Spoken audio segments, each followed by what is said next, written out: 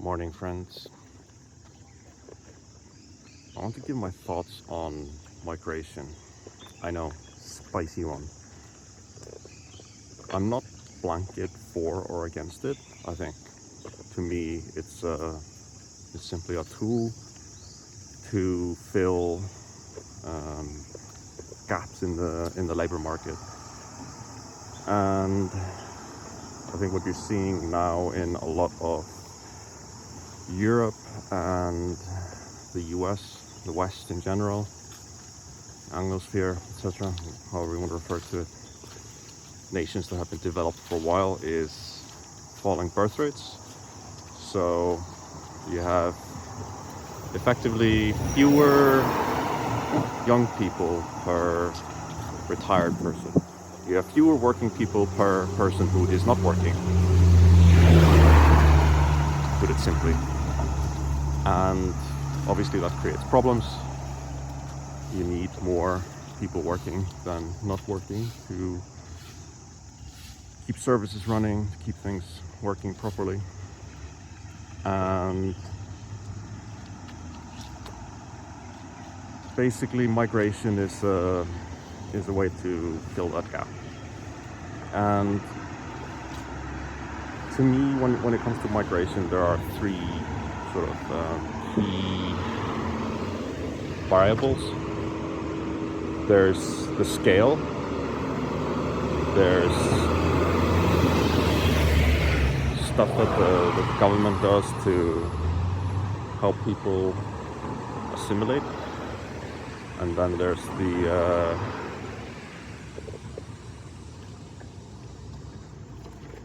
there is like where people are coming from. So one issue I often have with migration is that people use the US as an example of how amazing it is, and it can absolutely be amazing. But in the US, historically, you had migration mainly coming from Europe into the US. These are obviously people with, their own culture, but their culture is closer to the US than, say, someone from Afghanistan or whatever. And this is not, I'm not talking about how good or bad a certain culture is. I think that's a separate discussion. Sorry, there's a lot of buses this morning, so I'm very early. But anyway, so to go into these, so I think for migration to be successful, you need, it needs to be like, the scale cannot be too big. So scale needs to be managed, especially scale from like how many people you get from each country. If you take in too many people from one country, you have problems. If you take in too many people from a certain region, you might have problems.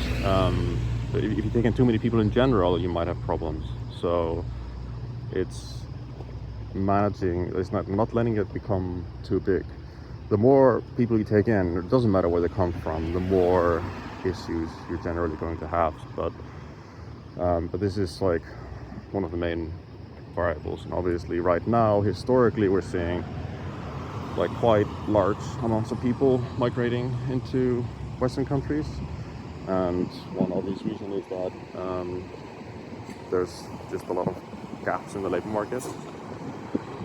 But another factor is the like where people are coming from. So someone going from Europe into the US, or someone going from, I don't know, one European country to another European country, or going from like Eastern Europe into Northern Europe or something like that. This is very different. It's very different from someone going from, say, Afghanistan into Europe, or going from anywhere in Africa or Middle East into Europe. Very different cultures, very different values. Assimilation for that person will most likely be more difficult. Not always, but most likely will be more difficult.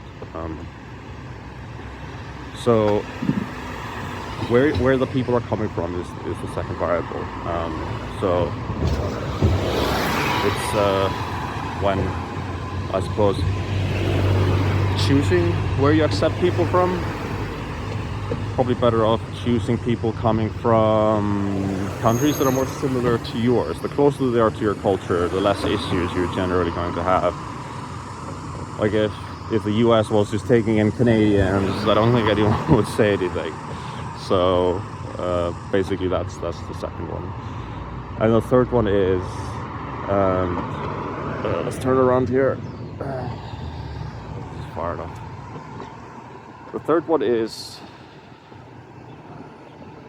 what is the government doing to help people assimilate? And I do believe for migration to be successful that you need most people to assimilate. So I say this as a migrant myself, although people would call me an expat, which is, let's not get into that. But I think the government needs to do things to A, help people assimilate, and B, stop people not assimilating. And what I mean by that, one is things like free language lessons, kind of basically government programs to help people, like if they don't speak the language, help them speak the language. And like sometimes it's an issue, obviously in English speaking countries it's not too bad. And someone moves to Denmark, and yeah, they probably don't speak Danish, and I don't blame them. It's a terrible language. But basically, there's a lot that governments can do to help people learn about the culture, become part of the culture, and learn the language, etc. And I think that in a lot of cases is absolutely necessary.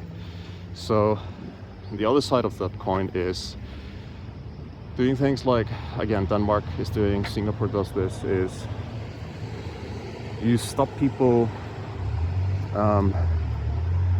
like in Singapore they have quotas for where people, or how many people of each ethnicity can live, or nationality, or I don't know how they divide it actually. I think it's maybe like religion or something like that. But basically you can't have more than like this many of certain type of person in an area. So Denmark is doing this as well, trying to break up areas where too many people of a certain origin live together, especially when taking into account socioeconomic status. So what tends to happen, and this is a big problem in the UK, is that people from certain source locations, they congregate in some areas. These tend to be poorer areas.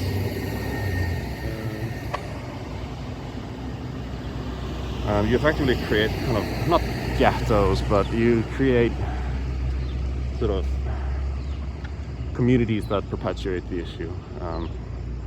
You have social problems, things like that. And again, those people don't assimilate because they're surrounded with their own people, so they kind of like create an enclave within that country, which I think is not a good thing. And you could argue sometimes it's a good thing. I mean, everyone always thinks of Chinatown, right? But I think Chinatown is maybe the exception to this rule and not the rule. So it's a little bit different. But in general, like, those are the three things that I think are important when it comes to migration. How much governments do to ensure that people assimilate, how many people you're taking in at each time, and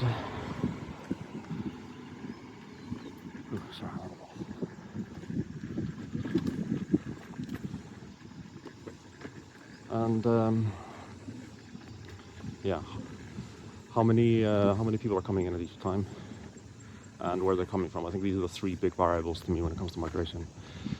But yeah, migration is a useful tool to fill gaps and can absolutely make a difference. One thing I'd leave you with though is that when you take in a doctor from Ghana or whatever, like when you take in an educated professional from a foreign country, you are depriving them of that educated person. So it's food for thought. But yeah, those are my thoughts on migration. Thanks, bye.